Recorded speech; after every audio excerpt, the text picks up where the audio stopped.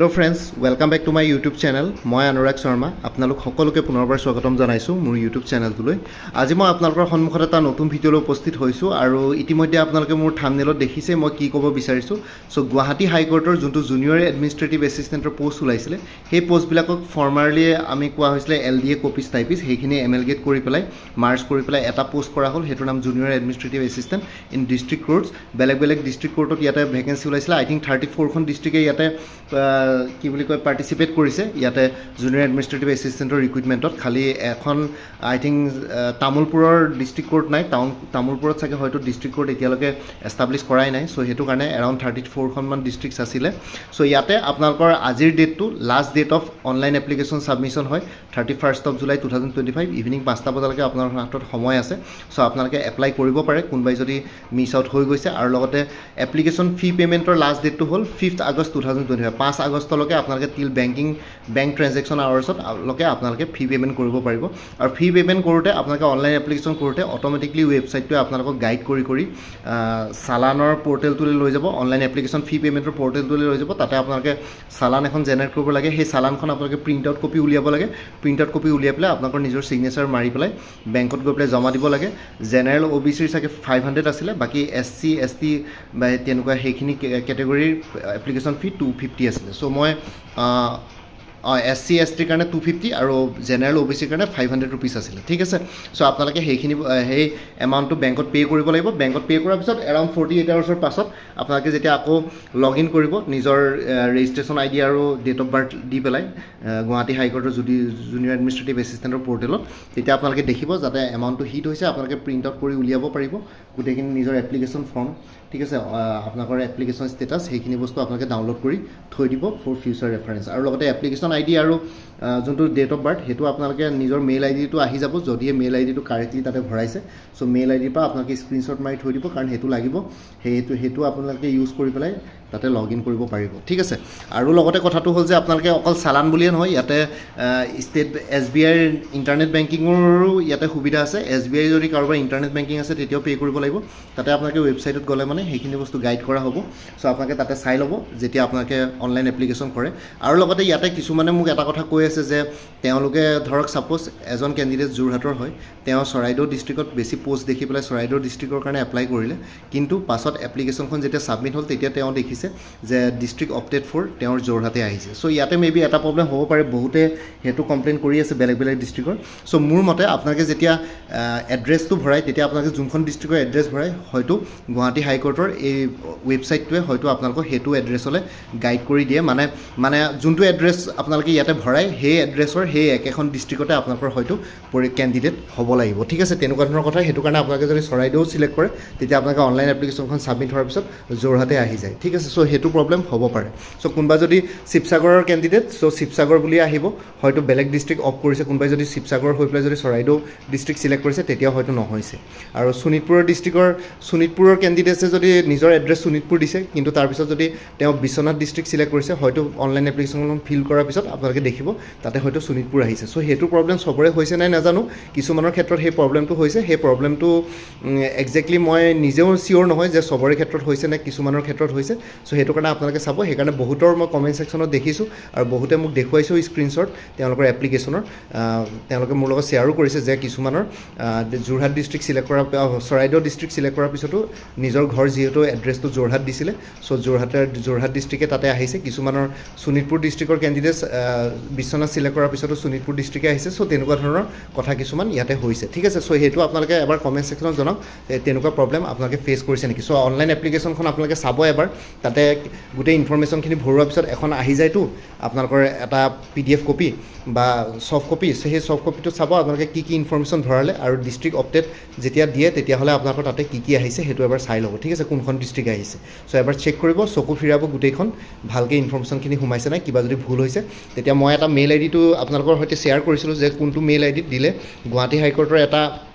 mail ID মই ইয়াৰ আগৰ ভিডিঅ'ত মই দিছিলোঁ আৰু আপোনালোকে অফিচিয়েল ৱেবছাইটত আপোনালোকে যেতিয়া অনলাইন এপ্লিকেশ্যন কৰিব তেতিয়াও সেই মেইল আইডিটো পাই যাব সেই মেইল আইডিটোত আপোনালোকৰ কাৰোবাৰ যদি কিবা কুৱেৰি বা ডাউটছ আছে সেই মেইল আইডিটোত আপোনালোকে মেইল কৰি তেওঁলোকৰ লগত যোগাযোগ কৰিব পাৰিব আৰু ইয়াতে কথাটো হ'ল কিছুমানে সুধি আছে যে কাৰেকশ্যন উইণ্ড' দিবনে নিদিয়ে ঠিক আছে কথাটো হ'ল যে আপোনালোকে অনলাইন এপ্লিকেশ্যন কৰোঁতে যিমান পাৰে সিমান শুদ্ধকৈ ভৰাব কাৰোবাৰ যদি কিবা প্ৰব্লেম থাকে তেতিয়াহ'লে গুৱাহাটী হাইকোৰ্টক সেই মেইল আইডিটো যোনটো তেওঁলোকে অনলাইন এপ্লিকেশ্যন কৰাৰ কি বুলি কয় ইনষ্ট্ৰাকশ্যনত দি থৈছে চ' কাৰোবাৰ যদি কিবা ডাউটছ থাকে প্ৰব্লেম থাকে চ' তেতিয়া সেই মেইল আইডিটো তেওঁলোকৰ লগত মেইল কৰি পেলাই আপোনালোকে জনাব পাৰিব আপোনালোকে যদি কিবা প্ৰব্লেম ফেচ কৰিছে ঠিক আছে চ' গুৱাহাটী হাইকোৰ্টৰ মেইল আইডিটো ইয়াতে লিখিছে for any technical assistance for submission of online application forms please mail to ইয়াতে দেখিছে আপোনালোকে মেইল টু recgac@net.in ঠিক আছে mention the post name in the subject line and related registration code if any আৰু লগতে applicant's name and father's name indicating the grievance in the body of the email a copy of the email should also' be sent at Guwahati ghc.rcel2013@gmail.com চ' এইখিনিত আপোনালোকে এনেকৈ পঠাব পাৰিব কাৰোবাৰ যদি কিবা টেকনিকেল এছিষ্টেঞ্চ লাগিছে দৰকাৰ পৰিছে অনলাইন এপ্লিকেশ্যন কৰোঁতে চ' এইখিনি বস্তু ইনষ্ট্ৰাকশ্যনবিলাক পঢ়ি চালে মানে আপোনালোকে বস্তুবোৰ গম পায় আপোনালোকে বহুতেই ইনষ্ট্ৰাকশ্যনছবিলাক ভালকৈ পঢ়ি নাচায় মই সেইটো বস্তু আপোনালোকক মই অবজাৰ্ভ কৰিছোঁ আপোনালোকে বহুতেই ইনষ্ট্ৰাকশ্যনছবিলাক পঢ়ি নাচায় সেইটো কাৰণে ভুল হোৱাৰ লগে লগে আপোনালোকে পেনিক হৈ যায় ভয় খাই যায় যে এইটো ভুল হ'ল এতিয়া কি হ'ব কাৰণ ইয়াতে ছেকেণ্ড অপশ্যন নাই অনলাইন এপ্লিকেশ্যন দুবাৰ কৰিবৰ কাৰণে চ' সেইটো কাৰণে মই সেইটো কাৰণে কওঁ আপোনালোকে এবাৰ ইনষ্ট্ৰাকশ্যনছবিলাক পঢ়ি চাব তেতিয়া আপোনালোকৰ আৰু লগতে ইয়াতে কথা কৈছোঁ কোনোবাই যদি কিবা ভুল কৰিছে আৰু লগতে আপোনালোকে যদি মেইল কৰি পেলাই তেওঁলোকক জনাইছেও কিবা যদি ভুল হৈছে ইয়াৰ আগতে অকল এইটো মেইলেই নহয় মই আৰু বেলেগ এটা মেইল আইডিও শ্বেয়াৰ কৰিছোঁ যোনটো আপোনালোকে অনলাইন এপ্লিকেশ্যন কৰোঁতে সেই মেইল আইডিটো পাই যাব চ' সেই মেইল আইডিটোত আপোনালোকে হয়তো যোগাযোগ কৰিলে মানে মেইল কৰিলে মানে তেওঁলোকে আপোনালোকৰ যদি কিবা কুৱেৰিজ বা ডাউটছ থাকে চ' সেইটো আপোনালোকক তেওঁলোকে এইটো ছল্ভ কৰি দিব পাৰে ঠিক আছে চ' মই সেই মেইল আইডিটো আপোনালোকৰ সৈতে শ্বেয়াৰ কৰিছিলোঁ আৰু সেই মেইল আইডিটো আপোনালোকে যেতিয়া অনলাইন এপ্লিকেশ্যন কৰিব তাতে ইনষ্ট্ৰাকশ্যনছ পেজটোত তাতে থাকি যাব তাতে যদি কাৰোবাৰ কিবা ডাউট থাকে যোনে মেইল কৰিছে সেইটোত আৰু ইয়াতে যোনখিনি দিয়া আছে বস্তু চ' সেইখিনি যদি ভালকৈ আপোনালোকে দি পেলাই ডিটেইলছত মেইল কৰিছে কাৰ কেনেকুৱা কি প্ৰব্লেম হৈছে চ' সেই মেইল যিমান প্ৰব্লেম আছে সেইখিনি যদি তেওঁলোকে কনচিডাৰ কৰে তেতিয়াহ'লে হয়তো কাৰেকশ্যন উইণ্ড' এটা তেওঁলোকে অ'পেন কৰি দিব 5 দিনৰ পৰা 7 দিনৰ ভিতৰৰ কাৰণে চ' জেনেৰেলি 5 days to 7 days এটা কাৰেকশ্যন উইণ্ড' দিয়ে তেওঁলোকে মানে দিব পাৰে ঠিক আছে আগে পিছে দিছে নে নাজানো কোনোবা এটা ডিপাৰ্টমেণ্টে দিছিলে এতিয়া গুৱাহাটী হাইকোৰ্টে আছিল নে কোনোবা বেলেগ আছিলে মই নাজানো APSCৰ ক্ষেত্ৰতো অনলাইন এপ্লিকেশ্যনখন এবাৰ কেঞ্চেল কৰি ৰিএপ্লাই কৰিব পাৰে এটা চান্স থাকে তেনেকুৱা কিন্তু ইয়াৰ ক্ষেত্ৰতো তেনেকুৱা একো চান্স দেখা নাই কিন্তু হ'লেও আপোনালোকে যদি মেইল কৰি পেলাই তেওঁলোকক জনাইছে হয়তো তেওঁলোকে যদি বহুত বেছি মেইল পাইছে আপোনালোকৰ পৰা তেতিয়া হয়তো এটা ছাফিচিয়েণ্ট নাম্বাৰৰ মেইল পাইছে তেওঁলোকে তেতিয়াহ'লে তেওঁলোকে এটা কাৰেকশ্যন উইণ্ড' ইয়াতে অ'পেন কৰি দিব পাৰে যাতে আপোনালোকে এইখিনি বস্তু ৰেটিফাই বা কাৰেকশ্যন কৰিব পাৰে আপোনালোকৰ যদি কিবা কাৰণত ভুল হৈছে ঠিক আছে চ' কথাটো সেইটোৱে চ' ডিষ্ট্ৰিক্টৰ কথা ক'লোৱে আপোনালোকে কমেণ্ট ছেকশ্যনত জনাওকচোন বাৰু কাৰ কেনেকুৱা ডিষ্ট্ৰিক্ট আহিছে আপোনালোকে এবাৰ ফিল এপ্লিকেশ্যন ফৰ্মখন নিজে চাব পাৰে নে name father's name mothers name address সেইখিনি বস্তু যে আছে তাতে ডিষ্ট্ৰিক্ট অপডেট ফৰ বুলি এটা কলম আছে তাতে আপোনালোকৰ কোনখন ডিষ্ট্ৰিক্ট আহিছে সেইটো চাব আপোনালোকে যোনখন ডিষ্ট্ৰিক্ট ছিলেক্ট কৰিছে সেইখন আহিছে নে নিজৰ হোম ডিষ্ট্ৰিক্টখন আহিছে নিজৰ এড্ৰেছৰ ডিষ্ট্ৰিক্টখন আহিছে সেইখন চাব চাই পেলাই মোক এটা কমেণ্ট ছেকশ্যনত জনাবচোন তেতিয়া মই গম পাম যে সেইটো প্ৰব্লেম চবৰে হৈছে নে কিছুমানৰহে হৈছে ঠিক আছে চ' এইখিনি ক'বৰ কাৰণে ভিডিঅ'টো বনালোঁ আই হোপ আপোনালোকে যোনখিনি এপ্লাই কৰা নাই কৰি ল'ব আৰু লগতে এনেকুৱা নহয় যে আজি এপ্লাই কৰিলে ফি পে'মেণ্ট কৰিব নোৱাৰিব ফি পে'মেণ্টটো কৰিব পাৰিব ফি পে'মেণ্টৰ লাষ্ট ডেট 5 আগষ্টলৈকে আছে 5 তাৰিখলৈকে আপোনালোকে ফি পে'মেণ্ট কৰি থাকিব পাৰিব ঠিক আছে চ' কমফৰ্টেবলি আপোনালোকে আজিও এপ্লাই কৰি ল'ব পাৰিব 5টা বজাৰ আগতে আৰু ফি পে'মেণ্টটো কৰি ল'ব পাৰিব ঠিক আছে চ' এইখিনি আছিলে ইয়াতে ডিষ্ট্ৰিক্ট কেইখন দেখিছে টোটেল 34খন ডিষ্ট্ৰিক্ট আছিলে চ' সেইটোৱে কথা আৰু বাকী কাৰোবাৰ যদি কিবা কুৱেশ্যনছ আছে ডাউটছ আছে কমেণ্ট ছেকশ্যনত সুধিব পাৰে বাকী গুৱাহাটী হাইকোৰ্টৰ এটা ফুল কোৰ্চ এভেইলেবল আছে জুনিয়ৰ এডমিনিষ্ট্ৰেটিভ এছিষ্টেণ্টৰ 375 ৰুপিছত কোনোবা যদি ইণ্টাৰেষ্টেড আছে এইটো নম্বৰ হোৱাটছএপ কৰিব পাৰে 9706557851 APSC ফৰেষ্ট ৰেঞ্জাৰ বা ছইল কনজাৰ্ভেশ্যন ৰেঞ্জাৰৰ ফুল কোৰ্চ এভেইলেবল আছে ইংলিছ আৰু জেনেৰেল নলেজৰ ওপৰত 349ত কোনোবা যদি ইণ্টাৰেষ্টেড আছে এইটো নম্বৰত হোৱাটছএপ কৰিব পাৰে 9706557851 কাৰেণ্ট এফেয়াৰ্ছৰ যদি কিবা কোৰ্চ লাগে তেতিয়াহ'লে 2024-25 ল'ব পাৰে 99 ৰুপিছত এতিয়া দেখিছে গুৱাহাটী হাইকোৰ্টৰ জুডিচিয়েল এছিষ্টেণ্টৰ যোনখন কুৱেশ্যন পেপাৰ আছিলে তাতে কাৰেণ্ট এফেয়াৰ্ছৰ জেনেৰেল নলেজ ছেকশ্যনটোত বেছিভাগ জেনেৰেল নলেজ ছেকশ্যনটোত 25টা কুৱেশ্যন আহিছে 25টাৰে 22টামান কুৱেশ্যন কাৰেণ্ট এফেয়াৰ্ছৰ কুৱেশ্যন চ' সেইটো কাৰণে কাৰেণ্ট এফেয়াৰ্ছখিনি বহুত বেছি ইম্পৰ্টেণ্ট চ' ইয়াতে কাৰেণ্ট এফেয়াৰ্ছ পাই যাব 99 ৰুপিছত 2024 ফুল ইয়েৰ 2025ৰ জুনলৈকে কভাৰ কৰা হৈছে জুলাই মাহটো কমপ্লিট হোৱাৰ পিছত এতিয়া আগষ্টৰ আপোনালোকে 3-4 থাকে আগষ্ট মাহৰ কাৰেণ্ট এফেয়াৰ্ছো পাই যাব তাৰ কাৰণে কোনো ফাৰ্ডাৰ পে'মেণ্ট কৰিব নালাগে জাষ্ট এইটো প্ৰাইজতে আপোনালোকে কাৰেণ্ট এফেয়াৰ্ছ গোটেইখিনি পাই যাব আৰু লগতে সেই গুৱাহাটী হাইকোৰ্টৰ বাকী যোনবিলাক ফুল কোৰ্চ আছে তাতে কাৰেণ্ট এফেয়াৰ্ছ ইনক্লুডেড আছে মান্থলি বেচিছত চ' আপোনালোকে বেলেগকৈ পাৰ্চেছ কৰিব নালাগে কোনোবাই যদি অকল কাৰেণ্ট এফেয়াৰ্ছ ল'ব বিচাৰে তেতিয়াহ'লে 99 ৰুপিছত ল'ব পাৰে এইটো নম্বৰ হোৱাটছএপ কৰিব পাৰে 9706557851 6557851 APSC জুনিয়ৰ ডেভেলপমেণ্ট অফিচাৰ ফুল কোৰ্ছ এভেইলেবল আছে 299 এইটো নম্বৰত WhatsApp কৰিব পাৰে 9706557851 ADRE 3.0 ফুল কোৰ্ছ এভেইলেবল আছে 300 এইটো নম্বৰত WhatsApp কৰিব পাৰে 9706557851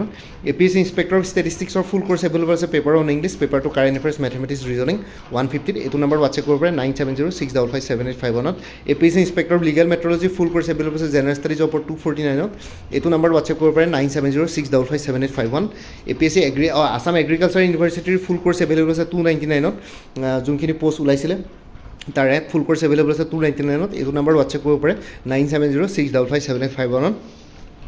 APSC জুনিয়ৰ ইঞ্জিনিয়াৰ ফুল কোৰ্ছ এভেইলেবল আছে জেনাৰেল ষ্টাডিজ আৰু ইংলিছ গ্ৰামাৰ ওপৰত 249 এইটো নম্বৰ WhatsApp কৰিব পাৰে 9706557851 APSC এগ্ৰিকালচাৰ ডেভেলপমেণ্ট অফিচাৰ ফুল কোৰ্ছ এভেইলেবল আছে জেনাৰেল ষ্টাডিজ ওপৰত 249 এইটো নম্বৰ WhatsApp কৰিব পাৰে 9706557851 কাৰেণ্ট এফেয়াৰ্ছ আপোনালোকে প্ৰত্যেক মাহে পাই থাকিব লাইফ টাইমৰ কাৰণে তাৰ কাৰণে কোনো ফাৰ্ডাৰ পেমেণ্ট কৰিব নালাগে প্ৰত্যেক মাহৰ বিগিনিং বা ষ্টাৰ্টিঙতে এটা ৰিমাইণ্ডাৰ মেছেজ দিলে হ'ল যে প্ৰিভিয়াছ মান্থ বা লাষ্ট মান্থৰ কাৰেণ্ট এফেয়াৰ্ছ লাগে কোনোবা যদি ইণ্টাৰেষ্টেড কেণ্ডিডেটছ আছে এইটো নম্বৰ WhatsApp কৰিব পাৰে 9706557851 আপোনালোকক কোনটো কোৰ্ছ লাগে কোৰ্ছৰ কণ্টেণ্টছখিনি শ্বেয়াৰ কৰিম লগতে পেমেণ্টৰ লিংক দি দিম পেমেণ্ট কৰাৰ লগে লগে গোটেই কোৰ্ছটো নিজৰ WhatsAppত PDF ফৰ্মেটত পাই যাব আৰু ইয়াতে যোনটো WhatsApp নম্বৰ দি আছে এইটো অনুগ্ৰহ কৰি কল নকৰিব এইটো জাষ্ট WhatsApp মেছেজৰ কাৰণে এভেইলেবল কলৰ কাৰণে এভেইলেবল নহয় বাকী ভিডিঅ' ডেছক্ৰিপশ্যনৰ কমেণ্ট ছেকশ্যন চেক কৰক তেতিয়া কোৰ্ছখিনি কথা আৰু এবাৰ পাই যাব তাতে উল্লেখ কৰা আছে আৰু লগতে মোৰ এটা প্লেলিষ্ট ক্ৰিয়েট কৰি থোৱা আছে Guwahati high court junior administrative assistant বুলি সেই প্লেলিষ্টৰ লিংকটো এই ভিডিঅ'টোৰ ডেছক্ৰিপশ্যনত দি দিছোঁ সেই প্লেলিষ্টত গ'লে এই পৰীক্ষাটোৰ লগত জড়িত সকলো ধৰণৰ ভিডিঅ'ছ পাই যাব লগতে মোৰ আৰু এটা চেনেল আছে অসম আইকিউ বুলি সেই চেনেলটোৰ লিংকটো এই ভিডিঅ'টোৰ ডেছক্ৰিপশ্যনত শ্বেয়াৰ কৰিছোঁ আপোনালোকে সেইটো চেনেল ছাবস্ক্ৰাইব কৰিব পাৰিব চ' ভৱিষ্যতলৈ এনেকুৱা ধৰণৰ কম্পিটিটিভ এক্সামছবিলাক দিয়াৰ ক্ষেত্ৰত আৰু অলপ এক্সট্ৰা গাইডেঞ্চ পাই যায় বাকী মোৰ ভিডিঅ'ছবোৰ চাই যদি ভাল পায় মোৰ চেনেলটো ছাবস্ক্ৰাইব কৰি ল'ব আৰু লগতে আপোনালোকৰ যিমানখিনি ফেমিলি ফ্ৰেণ্ডছ ৰিলেটিভছ আৰু চিনাকি এক্সপিৰিয়েঞ্চ আছে তেওঁলোকৰ লগত মোৰ চেনেলটো শ্বেয়াৰ কৰিব লগতে কমেণ্ট ছেকশ্যনত জনাব কিবা যদি কুৱেশ্যন থাকে ডাউট থাকে মই নিশ্চয় আপোনালোকৰ কুৱেশ্যনছ আৰু ডাউটছবিলাকৰ ৰিপ্লাই দিবলৈ চেষ্টা কৰিম বাকী আজিৰ ভিডিঅ'টো ইমানতে সমাপ্ত কৰি আপোনালোক সকলোৰ পৰা বিদায় ল'লোঁ কাইলৈ পুনৰ এটা নতুন ভিডিঅ'লৈ আপোনালোকৰ সন্মুখত উপস্থিত হ'ম তেতিয়ালৈকে ভালকৈ প্ৰিপেৰেশ্যন কৰি থাকক সকলোৱে অল দি বেষ্ট থাকিলে bye take care friends Bharat পতাকি জয় জয় আই অসম